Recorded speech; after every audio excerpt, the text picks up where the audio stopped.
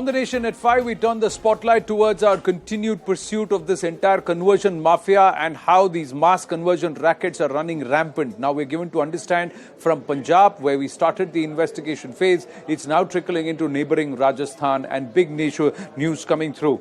We have been at the forefront of exposing this conversion mafia and this racket pan-India, be it Palghar in Maharashtra, Tirunelveli in Tamil Nadu, Dhanbad in Bihar, Jalandhar in Punjab or Golaghat in Assam. But it all started around with this entire nexus of this mafia which is running rampant there in Punjab, and now some of these people are making inroads or ingress even into Rajasthan. We are given to understand that there is mass conversion that's been reported in several villages in and around the Jaipur region. The Hindu Jagran Manch alleging that a large event was scheduled to take place on the 28th of October, and the effort was to convert 2,000 people in an effort of in an activity of mass conversion. However, the event was reportedly cancelled after local protests. The preachers have been accused of forcing people to throw away the high idols of Hindu gods. They also claim that adopting Christianity will cure all diseases. This miracle cure racket has been running rampant, and these videos are also which are being getting free runs on platforms, on social media platforms. They also claim that and CNN News 18 had highlighted the arrests of Swedish and German nationals in Assam for flouting visa rules and attending religious conversion programs. We've also shown you that induced conversion rackets are running rampant in states like Tamil Nadu, in Punjab, in Bihar, in Jharkhand, Maharashtra, and now this latest coming in from Rajasthan in Jaipur. Let's listen into the reactions that have come in, and then we'll go across to Bhavani joining us from Jaipur. Rajasthan के जयपुर के अंदर, राजस्थान की राजधानी जयपुर, जयपुर शहर के बिल्कुल पास में तकरीबन 20 किलोमीटर दूर वाटिका गांव, एक तरह से सैटेलाइट टाउन माना जाता है। वहां पर एक बड़ा मामला सामने आया कि ईसाई मसीहियों ने बड़े पैमाने पर धर्म परिवर्तन की कोशिश की। न सिर्फ कोशिश की, तकरीबन 300 से 400 लोगों को आरोप है कि उन्होंने धर्म परिवर्तन करा दिया, और लेकिन काफी संख्या के अंदर वापस लौट कर भी आए हिंदू धर्म में। कब आप उनके साथ चले गए थे और वापस कब आ गए? मैं दिसंबर का महीने में गया था। कौन सा साल था? साल था 2021। हमारे किराया का मकान ले लिया था यहाँ पर भाई साहब की। हाँ। तो वो प्रार्थना बोलते थे, हम भी चले गए कि किसकी प्रार्थना करते हैं। फिर हम भी जाके बैठ गए थोड़ी देर। फिर धीरे धीरे रोड डेल जाके बैठने लगे। फिर 2-4 दिन बाद में समझाने लगे ऐसे कि यीशु मसीह को मानो, आप हिंदू धर्म को मत मानो। ये हिंदू देवी देवताओं की मूर्तियों का विसर्जन कर दो। हाँ, इनको कुएं में डाल दो। फिर मैं तो ऐसा सोचा मैं कि इतना काम तो करूँगा नहीं, पर एक बालाजी का पोस्टर था उसको फाड़ दिया था, और गणेश जी की मूर्तियाँ के उजारदान है उनके सबके पोस्टर लगा दिया दूसरा ऊपर। 2,500 लोगों का बड़ा मूवमेंट था। पंजाब से कुछ सिद्धू आ रहा था, इनका पोस्टर बहुत बड़ा मूवमेंट था। इस मूवमेंट को हिंदू संगठनों से बात करके, मीटिंग करके इसको डराया, जब जाके यदि ये व्यक्ति ठीक होता तो रुकता, ये बग गया उसके बाद। अच्छा, इसको जो लीड कर रहा था उसका क्या नाम है, जिसकी आप कह रहे हैं कि जिसने ये जो ईसाई मशीनरीज है जिनको ये लीड कर रहा था, चला रहा था धर्म परिवर्तन की? यहाँ पे धर्मपाल बैरवा नामक व्यक्ति है जो पंजाब में सिद्धू से जुड़ा हुआ है, वो इनको लीड कर रहा था। इनसे ही इनकी और वो भी कन्वर्टेड पास्टर धर्मपाल। हाँ बिल्कुल, वो पास्टर धर्मपाल है। Akash is joining us, and we'll also try and connect with Bhavani. Akash, this racket running rampant, they were organizing this event, but locals protesting, and then they backed off. But the person who was going to come there to try and initiate this mass conversion is from Punjab. Right, and you see, Anand, the shocking part is that this was happening in the close proximity of Jaipur, which is also the power corridor, because you see, while it is about the chief minister and the ministers, so they live in Jaipur, and the allegation is that not only they were carrying out this practice, but also they were asking these people to, do away with their deities. They were asking these people to just throw their idols. And this is the shocking part. Also, while it is about the police, so police is denying any sort of angle. But while it is about the individual, so they are claiming that this was happening in this particular village, which is Vatika village and all the nearby areas. And in fact, this mass conversion event was planned for 28th November, as you rightly mentioned, but it was called off after this particular protest. Also, Anand, it is very interesting, and in fact, we have reported in past that how these activities are being carried out by these people in the different states. But now, this time, it is about Jaipur, and though police has denied any sort of claim, but they are also investigating this particular case. Right. So, have there been any arrests that have been made? Because there are people on record who are being said that they were not only told to convert or induced to convert, but they were also being told to deride or defile their existing faith. Now, that is against the law. And if this is what these people, these so-called pastors and conversion racket holders are doing, then that's against the law. So, has anybody filed a complaint with the police, a criminal complaint? So exactly, several individuals reached to that particular police station, and in fact, they filed this particular complaint. And also, we are learning that police at this point in time is investigating the matter. But, police hasn't given any sort of confirmation as to if they have arrested or if they are investigating to that extent that they are planning to, arrest someone. Akash, stay on with us. Hemant Atri ji, senior journalist, is also with us. Hemant ji, the Punjab mein to they've been running rampant and riot. Now they're also making ingress into Rajasthan, all the way to the capital city, Jaipur, in and around that region. Anand ji, as far as Indian Constitution is concerned, we are all having freedom for religion. This is beyond any doubt that the mass conversion forcibly is a crime. There is no doubt about it. But here what is happening is something very interesting, astonishing and shocking in all these states that you were mentioning. For the very simple reason, they are not doing the conversion forcibly. They are luring the people to get into a particular community or a particular religion. For the very simple reason, it's more of a problem of a socio-economic nature. See, who are the people who are getting converted? First of all, in Punjab, if you see, as per 2011 census, the number of Christians was just 1.26%. That is 338,000 people precisely in the whole of Punjab. Now, what is happening is the lower strata of the society, it may be Dalits, it may be, backwards, the people who are the downmost trodden people, they are being lured into some kind of miracle remedies also.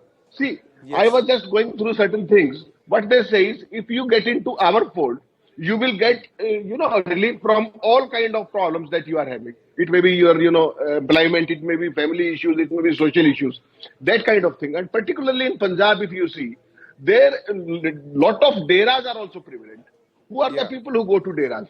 80-85% of the people in Punjab who are downtrodden, they are, attached with one dera or the other. So that phenomena is already there. That problem is already there.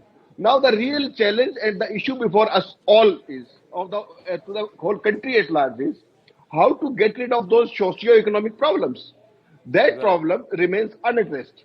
They are not, it's very difficult to catch them, as you were rightly asking, as to how they are doing it.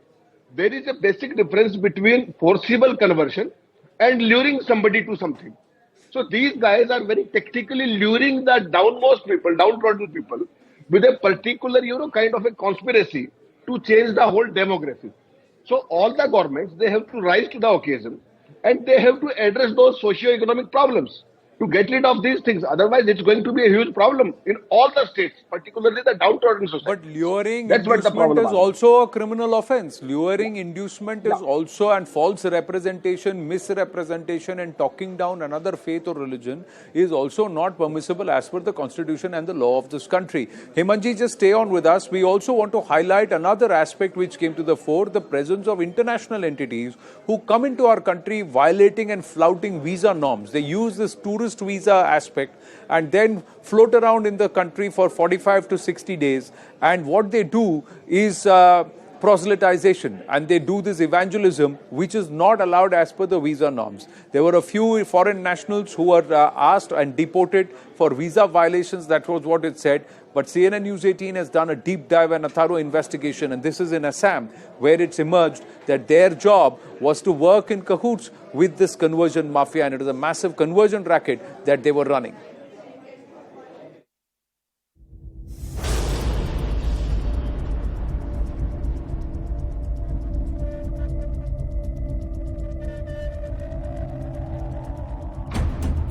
Seven Germans staying at the Kaziranga National Park who were due to address church-organized gatherings of Adivasi workers in Golaghat and Karbi Anglong were deported earlier this week after being fined.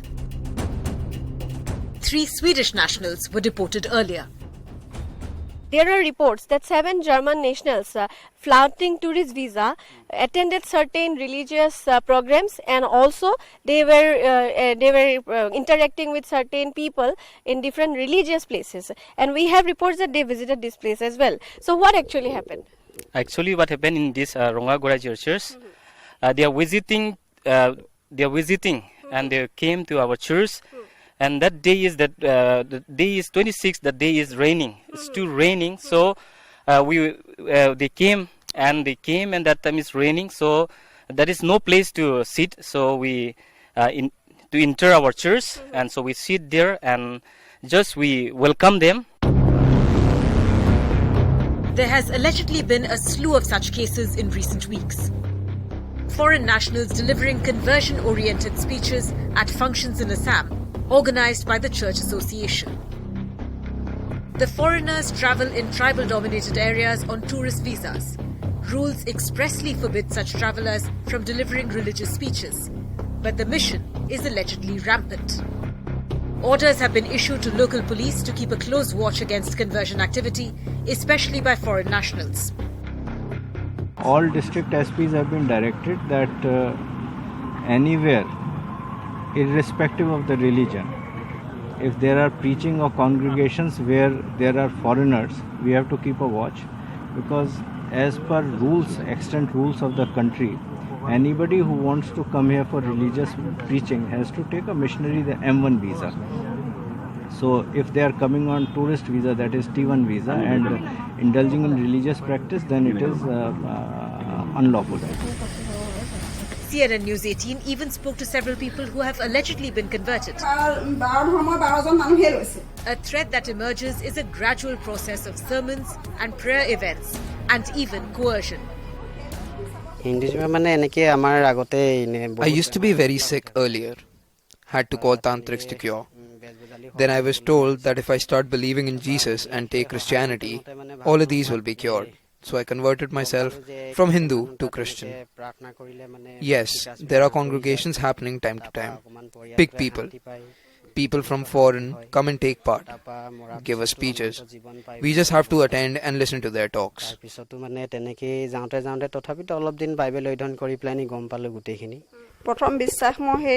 I started believing in Jesus after being asked to watch a YouTube video. The day I watched the video, Bible surprisingly showed up on its own at my doorstep. And then I was asked to read it to the same local preacher. He said, "Why are you keeping this so important book laid? Read it and all your pain will go." After that, I read it, and now all the pain in my life has gone. My husband got a promotion, I got a plot of land, a lot of things have changed. Earlier we were very poor. Now, after believing in Jesus, as they said, I feel the difference. Hindu organizations in the state allege a massive conversion conspiracy is afoot, with a well-oiled machinery at work. In recent times, we have seen in many places of Assam, the conversion of the Hindu peoples, especially those people who are economically backward, those areas which are far away from the reach of general peoples, the places which are away from towns. The Christian missionaries, in recent times, we have seen that they have targeted such peoples. Assam's United Church Forum rejects charges, terming them a conspiracy. They do, however, accept that foreigners did visit and some illegal public speaking activity did take place. They insist, though, that the local police station was informed. We try to bring you the ground reality. There are allegations, there are counter allegations, and now the police, the state police has also ordered the SPs to look minutely into the matters so that no tourist can come and flood their tourist visa norms and participate in any kind of religious activities. And also they are being ordered to look minutely if any kind of this kind of conversions, the converting of Hindus to Christians are happening in any part of the state. This is Preeti Priyadarshini reporting from Assam. Preeti is joining us live. I have Nandita Saikia ji also joining us. Preeti, is this something which is endemic to the northern part of Assam, northern and eastern parts of Assam. Because lower Assam, we've had the other menace of these people coming in from Bangladesh and a certain level of radicalization that's happened in lower Assam. But are these regions where the Germans were operating, or were these foreign nationals where these foreign nationals were operating? This is upper Assam. Yes, Anand, very correctly you have said, and what we have observed from the ground report, from the reports that has recently come in, it says that these people, the Christians, have basically targeted the northern Assam, where we could see the same kind of conversion activities from Islam, from Hindus to Islam. In the we can say in the lower Assam, what we could see in the upper Assam was that the Christians have targeted the missionaries. Basically, the missionary Christians have targeted the tribals, basically the tribals in the upper Assam. And already we could see in the ground report, what we could found is that they are being told about some kind of blind faith. They are said that whatever diseases they are having, if somebody is having some kind of problem in their home, in their household, that will be cured if they start believing in Jesus or in the Bible. However, what was the most interesting thing what we noticed was that, Anand, that now that a lot of cases have come up recently, we could see that Germans and people from Sweden came here and they participated in religious activities, and that has been brought into limelight. And now they are being more conscious about not getting into not be getting caught by the police. So what they ask the people is to not to tell the public that they have been converted. They are asked to keep it secret that they have started believing in Jesus, and they are asked to go to both the temple and the church just to show the people that they have not been converted, but they already have started in Jesus and they have been converted to Christians. They are trying to keep it under the cover now so that they cannot be caught. And what the recent incidents say is that a lot of incidents of conversion of Hindus to Christians have been reported from Upper Assam and Northern Assam. And basically this is an allegation not which has not shown up just now. It is an allegation that is coming up since a long time now, especially in Majuli. Majuli is a satra where it is a main Vaishnavite satra land where these kind of conversions have been happening. And now we can see that in other parts of northern Assam also this kind of conversions, basically in Naharkotia, Tinsukia, where the tribal population is in huge. They are targeting those places by taking the blind faith, the belief in some kind of superstitions as their tool. Right. Thank you for your inputs, Preeti. Taking it across to Nandita Psychology. Nandita, how can we curb this? How is it that people can enter our country on tourist visas and then go ahead and undertake this entire activity of proselytization? What they do is they try and tick the boxes by telling the local police that we have somebody here, he's just going to address the gathering, there's no big deal. They don't give the scale and magnitude of what they're saying. But who's going to record what they're saying, how they're saying, and what kind of inducement is being given? Because this seems to be rampant in Upper Assam, especially among the Vanvasis. Yes, thank you for invitation. Am I audible? Yes, you are, Nandita ji. Yes, Anandji, we have to understand India is a country where everyone is free to choose their religion. However, when it becomes an organized attempt to convert everyone, or to lure them for better benefit or through various superstitions, and also marginalize those who are not accepting it, then it becomes a very big threat for the whole society. In addition, in India, we see that worshipping has a lot of things to do with our way of living. Whether it is singing, dancing, cooking food, wearing certain clothes, or many other rituals, our whole belief system runs with the worshipping of a special god.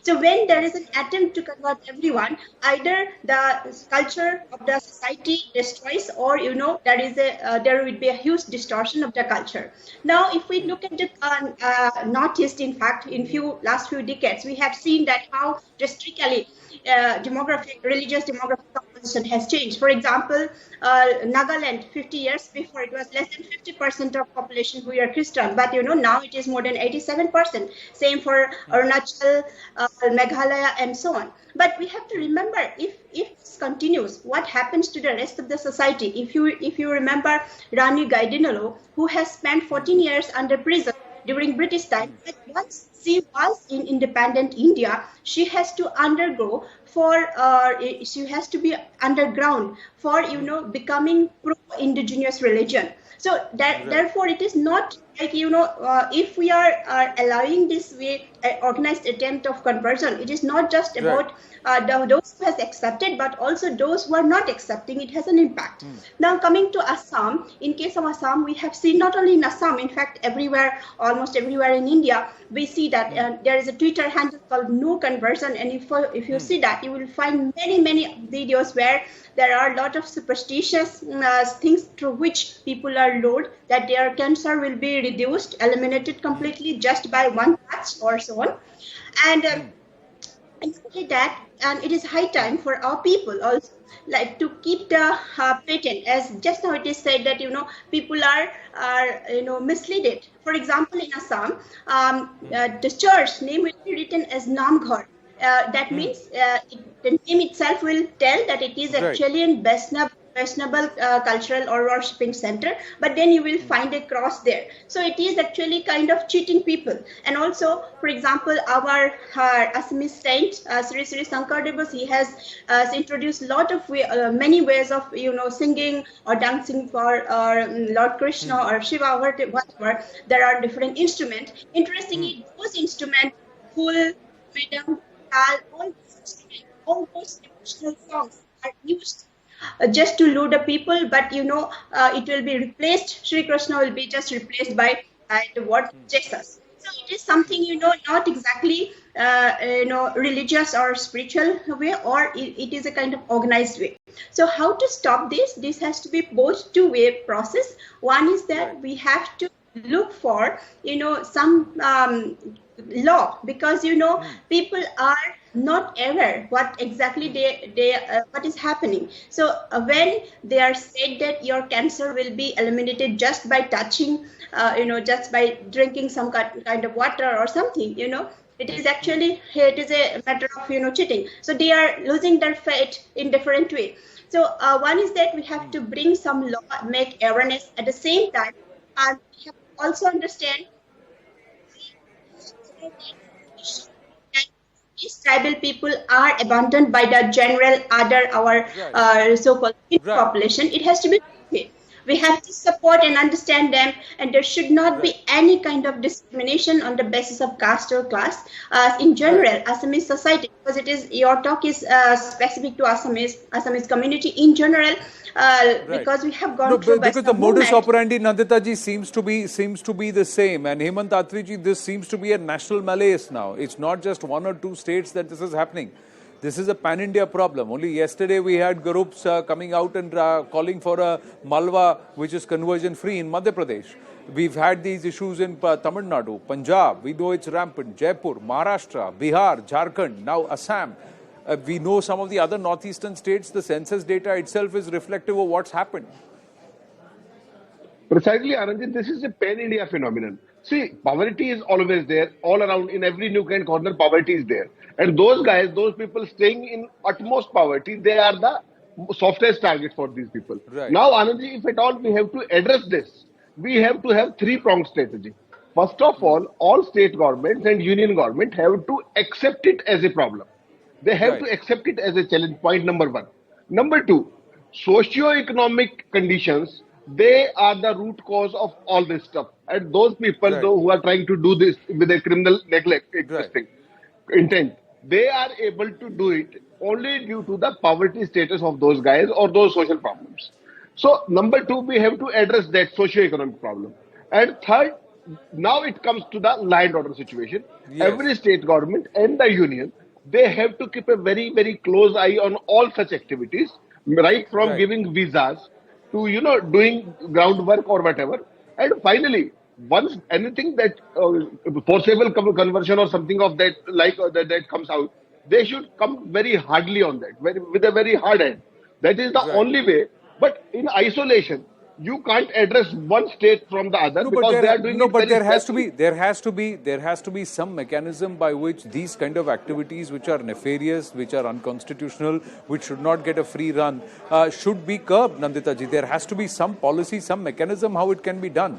They cannot throw mud on the eyes of the system and get away with it, because it is manifesting in various other forms and creating much different problems in society. They are trying to change the very DNA of Bharat. That's the biggest challenge. And for a lot of them, the motivation, inducement, and also the driving force seems to be money.